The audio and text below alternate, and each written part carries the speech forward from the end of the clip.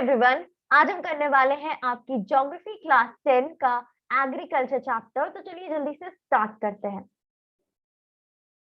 मैंने इस वीडियो में आपको सेमेस्टर 2 के अकॉर्डिंग कंटेंट दिया है, प्लस इसमें आपको नोट्स के फॉर्म में भी आपको कंटेंट मिलेगा। अगर आपको नोट्स चाहिए, हैंड रिटन नोट्स, तो आप टेलीग्राम चैनल ज्वाइन कर सकते हो। मैं वहां पे आपको नोट्स प्रोवाइड करूंगी। प्लस अगर जल्दी है नोट्स की, तो आप यहाँ से भी स्क्रीनशॉट ले सकते हो या फिर इसे नोट डाउन भी कर सकते हो।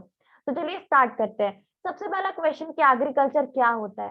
एग्रीकल्चर का मतलब है इट इज एन आर्ट। ये क्या है? एक आर्ट है जिसमें हम लैंड में क्रॉप्स उगाते हैं, लैंड में हम कल्टीवेशन करते हैं, राइट। तो एग्रीकल्चर दो वर्ड से डिराइव है, एक है ager and next is culture. So ager means land and culture means agriculture. ये दोनों लेटिन वर्ड्स है। नेक्स्ट, एग्रीकल्चर का क्या इंपॉर्टेंस होता है, क्यों एग्रीकल्चर की जाती है। सबसे इंपॉर्टेंट पॉइंट कि एग्रीकल्चर बस हमें फूड ही प्रोवाइड नहीं करती, इसके अलावा बहुत सारे रॉ मटेरियल्स भी प्रोवाइड करती है जिसका हमें बहुत जरूरत पड़ता है। फॉर एग्जाम्पल चीनी, कॉटन हो गया, सिल्क हो गया, ये सारी चीजें हमें कैसे मिलती है? ये सारी चीजें हमें एग्रीकल्चर के थ्रू ही मिलती है। Next point is firstly it creates demand for a variety of manufactured goods like tractors. For example, if we are not doing agriculture, अगर हम एग्रीकल्चर ही परफॉर्म नहीं करते, तो ये तो ऑब्वियसली बात है कि ट्रैक्टर्स, हार्वेस्टर्स, पेस्टिसाइड्स, फर्टिलाइजर, ये सारे सारे चीजों का इस्तेमाल ही नहीं होगा। तो ये सारे चीजों का डिमांड क्यों बढ़ रहा है? एग्रीकल्चर के वजह से। Next point is relationship between agriculture and industry. Now, what is the relationship or what is the bond between agriculture and industry?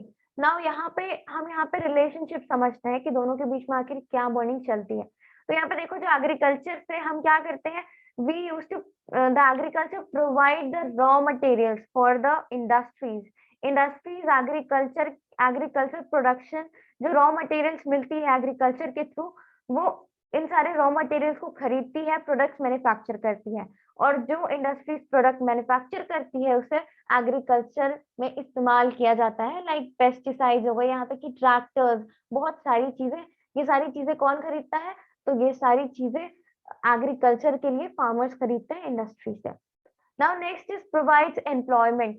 Obviously बात है, अगर खेती बाड़ी बहुत होगी तो लोगों के पास जॉब रहेगा, यानी कि बस जॉब सर्विस करने के अलावा, बिजनेस करने के अलावा भी एग्रीकल्चर एक सोर्स ऑफ इनकम हो सकती है। नेक्स्ट, ये इंपोर्ट इंडियन एक्सपोर्ट्स में भी, यानी कि काफी हद तक, बहुत ज्यादा परसेंटेज तक इंडियन एक्सपोर्ट्स मतलब एक्सपोर्ट किया जाता है एग्रीकल्चर प्रोडक्ट्स का, या तो रॉ मटेरियल्स का एक्सपोर्ट होता है या फिर एग्रो प्रोडक्ट्स गुड्स का। Now next, important role in Indian economy. Obviously बात है कि इंडियन इकोनॉमी में भी काफी इंपॉर्टेंट रोल प्ले करती है और ऑलमोस्ट 20% कंट्रीब्यूशन करती है जीडीपी में, यानी कि ग्रॉस डोमेस्टिक प्रोडक्ट। नेक्स्ट, अब क्या क्या प्रॉब्लम्स है जो कि एग्रीकल्चर को आजकल एग्रीकल्चर लोग करना नहीं पसंद करते, राइट। तो क्या क्या प्रॉब्लम्स है जिसकी वजह से लोगों का एग्रीकल्चर से मन उठ चुका है, या फिर what are the things which are decreasing the demand of agriculture, right? First point is natural factors. There are many natural factors which are affecting agriculture. And the next point is human activities. Human activities भी हैं जिसकी वजह से agriculture का demand कम होते जा रहा है, या फिर एग्रीकल्चर में प्रॉब्लम्स क्रिएट हो रही हैं। First is size of land holdings. आपको पता होगा कि पहले जमाने में जो पेरेंट्स थे उनके बहुत सारे बच्चे होते थे, और पेरेंट्स के पास जितना जमीन होता था वो सारे अपना पूरा जमीन बच्चों को, यानी कि बहुत सारे बच्चे हैं, फॉर एग्जाम्पल एक फादर है, उसके 6-7 बच्चे हैं, तो अपने सभी बच्चों को, अपने जमीन को थोड़े थोड़े पार्ट्स में डिवाइड करके सभी बच्चों को बांट देगा। इसकी वजह से जो लैंड थी वो काफी छोटे छोटे पार्ट्स में डिवाइड हो गई।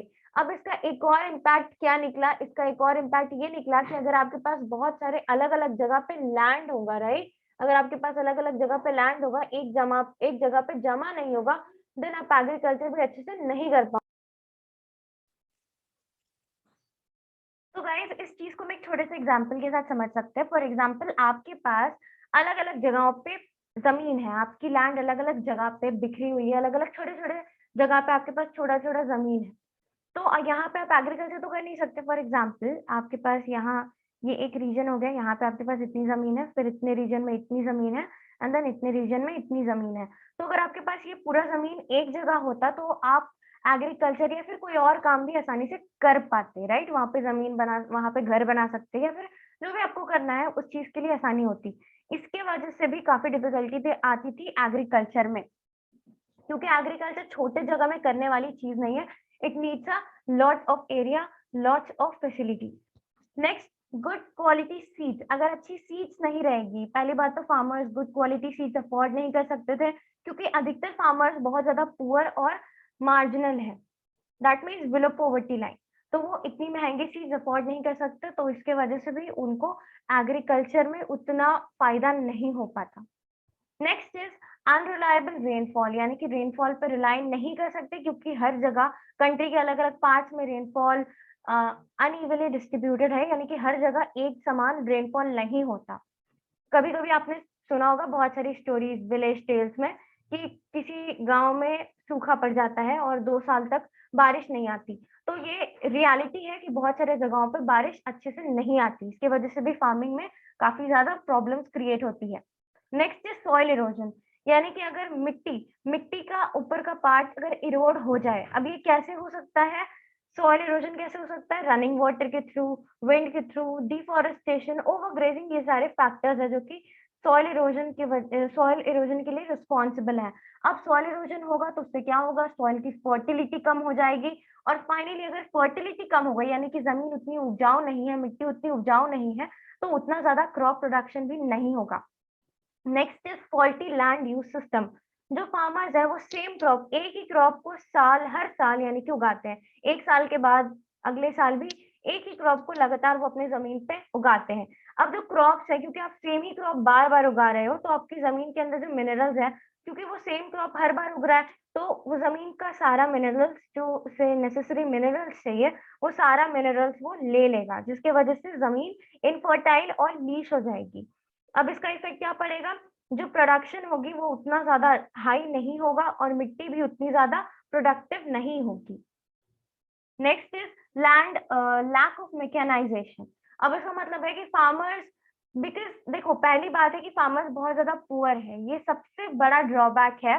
तो फार्मर्स अगर पुअर है तो वो आजकल की जो मॉडर्न मशीन्स है, मॉडर्न टेक्निक्स है, उसका इस्तेमाल नहीं कर सकते, क्योंकि वो काफी ज्यादा एक्सपेंसिव होते हैं। इसकी वजह से फार्मर्स को इन सारे मशीन्स का फायदा नहीं मिल पाता। अब वो ट्रेडिशनल तरीके से अगर फार्मिंग करते हैं तो उनका टाइम बर्बाद होता है, उनका मेहनत बर्बाद होता है, और आजकल की महंगाई के दौर में it's like a cut throat challenge is going on.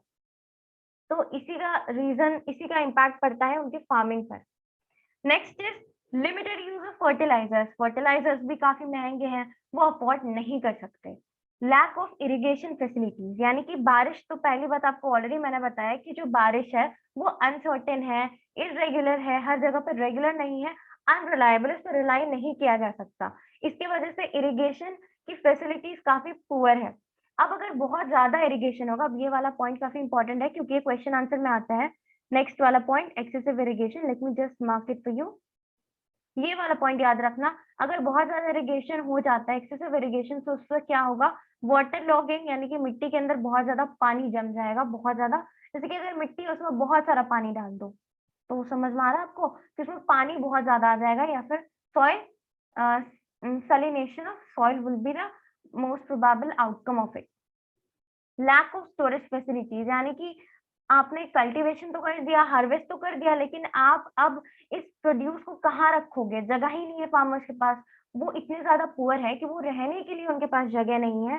तो अधिकतर जो फार्मर्स हमारे कंट्री के, वो इतने ज्यादा पुअर है कि उनके पास रहने को जगह नहीं है, तो वो इन क्रॉप्स को कहाँ रखेंगे? क्योंकि क्रॉप्स को रखने के लिए, इन सारे प्रोडक्शन को रखने के लिए उन्हें अच्छी जगह चाहिए, टेम्परेचर भी उसके अकॉर्डिंग, ताकि वो सारे क्रॉप्स, वो सारे प्रोड्यूस खराब ना हो जाए, राइट? इसकी वजह से उन्हें एक अच्छा टेम्परेचर, एक अच्छा जगह चाहिए, लेकिन फार्मर्स अफोर्ड नहीं कर सकते, जिसकी वजह से उन्हें हार्वेस्ट के बाद ही इन सारे प्रोडक्ट्स को, इन सारे प्रोड्यूस को बेचना पड़ जाता है।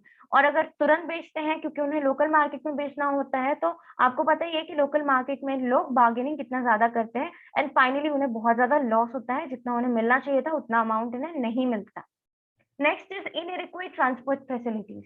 ट्रांसपोर्टेशन की अच्छी फैसिलिटीज नहीं है, जिसकी वजह से फार्मर्स अपना प्रोड्यूस सीधे शहरों में नहीं पहुंचा सकते, क्योंकि बहुत सारे जगह हैं, बहुत सारे गांव हैं जहाँ के रोड टूटे हैं, पक्के नहीं है, जिसकी वजह से वो प्रोडक्ट्स को या फिर प्रोड्यूस को बाहर नहीं पहुंचा सकते, या फिर बाहर पहुंचाने में उन्हें बहुत ज्यादा पैसा लगता है। एग्रीकल्चरल मार्केटिंग, उन्हें लोकल, इसका इफेक्ट क्या पड़ता है कि उन्हें लोकल ट्रेडर्स को या फिर ब्रोकर्स को ही कम पैसों में अपना प्रोडक्शन बेच देना पड़ता है, क्योंकि अगर उसे ज्यादा टाइम तक वो रखते हैं तो वो सारी चीजें सड़ जाएंगी या फिर खराब हो जाएंगी। Low status of farmers, farming as a profession does not enjoy status of honour in India. ये बात सबको पता है, कोई भी फार्मिंग नहीं करना चाहता। फार्मर्स के बच्चे तक ये देखते हैं कि उनके पेरेंट्स की हालत कितनी खराब है, वो कितने ज्यादा गरीब है, इसकी वजह से फार्मिंग को एक अच्छा प्रोफेशन नहीं माना जाता, यानी कि उन्हें बहुत ज्यादा पुअर या फिर कम माना जाता है as comparison in comparison to the other occupation. Now land tenancy, जो मैक्सिमम फार्मर्स है वो टेनेंट्स की तरह काम करते हैं, यानी कि जो जमीन है वो उनकी नहीं है, वो किसी और के जमीन पे खेती करते हैं, इसकी वजह से भी वो बहुत ज्यादा पुअर और प्रेशर में होते हैं, प्रेशर में काम करते हैं। Lack of education and training, farmers को अच्छी एजुकेशन और ट्रेनिंग नहीं मिलती, एग्रीकल्चर रिसर्च का उन्हें फायदा नहीं मिलता, जिसकी वजह से उनकी जो टेक्निक्स है जो वो यूज करते हैं फार्मिंग के लिए, वो काफी ज्यादा सिंपल और काफी ज्यादा प्रिमिटिव होती है। Next point is lack of crop diversification. I already told you कि फार्मर सोचते हैं कि बस वो फूड क्रॉप्स ही उगा सकते हैं, क्योंकि वो सोचते हैं कि फूड क्रॉप्स ही मेन प्रोडक्ट है जिससे उन्हें उगाना चाहिए। बट बहुत सारे कैश क्रॉप्स हैं जिनकी कमी हमारे कंट्री में, जैसे कि ऑयल सीड्स, पल्सेस, कॉटन। तो अगर ये सारी चीजों का वो प्रोडक्शन करे तो इसमें उनका भी फायदा है और प्लस कंट्री का भी फायदा है। Next point is reforms. अब कौन सी रिफॉर्म्स है जो कि अपनाई गई हैं फार्मिंग के इस प्रॉब्लम को रोकने के लिए। सबसे इंपॉर्टेंट चीज कि लैंड को कंसोलिडेट कर दिया गया, अलग अलग जगह पे जहाँ पे छोटी छोटी जमीन थी सबको जोड़ करके कंबाइन कर दिया गया। नेक्स्ट कि फार्मर्स को अच्छी सीड्स प्रोवाइड करने के लिए, अच्छी हाई यील्डिंग सीड्स प्रोवाइड करने के लिए गवर्नमेंट ने बहुत सारे इनिशिएटिव्स लिए हैं। नेक्स्ट, सॉइल इरोजन को रोकने के लिए फार्मर्स को ये सजेस्ट किया जाता है कि वो अपने जमीन पर पूरे साल कोई ना कोई क्रॉप जरूर उगाए। नेक्स्ट, फार्मर्स को बहुत तरीके की सब्सिडी भी मिलती है केमिकल फर्टिलाइजर्स के लिए। देन उन्हें प्रॉपर स्टोरेज फैसिलिटीज के लिए भी काफी ज्यादा डेवलपमेंट हो रहा है, ताकि उन्हें सभी फार्मर्स को अच्छी स्टोरेज फैसिलिटीज मिले जहां पे वो अपने प्रोडक्ट्स को रख सके। नेक्स्ट पॉइंट इज प्रधानमंत्री ग्राम सड़क योजना। इस योजना के हिसाब से रूरल एरियाज को, जो गांव के एरिया होते हैं, यानी कि गांव के जो रोड्स होते हैं, इन जगहों को, इन एरियाज को किससे कनेक्ट करने का सोचा जाता है, स्टेट या फिर नेशनल हाईवे से, ताकि ट्रांसपोर्टेशन में दिक्कत ना आ सके। नेक्स्ट पॉइंट इज गवर्नमेंट ने एक मिनिमम परचेज प्राइस फिक्स कर दिया है, ताकि फार्मर्स को, जो गांव में रहने वाले फार्मर्स हैं, उन्हें नुकसान ना हो, उन्हें भी इक्वली फायदा हो। देन ग्रीन रेवोल्यूशन, ये भी एक रिफॉर्म है। अब ग्रीन रेवोल्यूशन के अंदर बहुत सारी एग्रीकल्चर प्रैक्टिसेस आती हैं। सबसे इंपॉर्टेंट चीज कि इसमें हाई यील्डिंग वैरायटी सीड्स का इस्तेमाल करना, और ये 1967 की थी। तो फर्स्ट कंपोनेंट क्या है कि बहुत ज्यादा हाई यील्डिंग वैरायटी सीड्स का इस्तेमाल। नेक्स्ट, इरिगेशन का बहुत सारा तरीका का डेवलपमेंट। नेक्स्ट, केमिकल फर्टिलाइजर्स का इस्तेमाल। Then wide spread use of biocides, जिसमें पेस्टिसाइड्स, हर्बिसाइड्स और इंसेक्टिसाइड्स आता है। तो ये चीज याद रखना, ये भी कई बार क्वेश्चन आंसर में आ सकता है कि name some biocides. Next is consolidation of small land holding, ये तो ऑलरेडी हमने पढ़ लिया। Land reforms to save small farmers from exploitation, उनको एक्सप्लॉयटेशन से बचाने के लिए बहुत सारी लैंड रिफॉर्म्स भी आई हैं, उसमें से कंसोलिडेशन ऑफ लैंड भी है।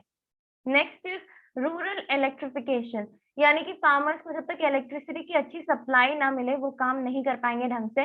इसकी वजह से उनके घरों पे, साथ साथ उनके फार्म्स पे भी चीप इलेक्ट्रिसिटी पावर का सप्लाई किया जा रहा है। Next is farm mechanisation with aid from the government, यानी कि गवर्नमेंट के हेल्प से उन्हें बहुत सारी मशीन्स भी प्रोवाइड करने का सोचा जा रहा है, मशीन्स प्रोवाइड किया जा रहा है। ये ग्रीन रिवॉल्यूशन का पार्ट है। अब इसमें और भी बहुत सारे कंपोनेंट्स हैं जो कि आप अपने बुक से पढ़ सकते हो। मैंने यहाँ पे बस 8 पॉइंट्स दिए, क्योंकि इतना फिलहाल के लिए अगर आप ओवरऑल पढ़ रहे हो तो इतना के लिए ये काफी रहेगा, लेकिन अगर आपको डीपली अच्छे से पढ़ना है तो आप अपने बुक से भी बाकी के पॉइंट्स रीड कर सकते हो। वैसे मैंने पूरा चैप्टर ओवरऑल में बहुत अच्छे तरीके से इन्वॉल्व किया है सभी चीजों को। आप एक बार अपना चैप्टर भी रीड कर लो अगर आपको और अच्छे से पढ़ना हो तो। So that's all for this video. We'll be meeting soon in the next video. Thank you so much.